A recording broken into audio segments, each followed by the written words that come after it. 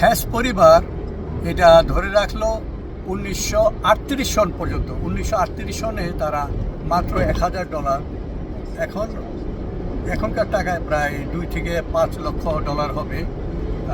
জায়গাটার দাম সম্ভবত বেশিও হতে পারে। একটা মজার ব্যাপার, বা যার পয়সা আছে তারা কৌতুকের জন্য এটা রাখতে পারে। এটা বিক্রি করে দিল $1000 একটা সিগার চুরুট বিক্রেতা একটা দোকানের কাছে। তারা বিক্রি করে দিল 1938 সালে। এই চুরুট দোকান এখনও আছে ওখানে, তারা ধরে রেখেছে।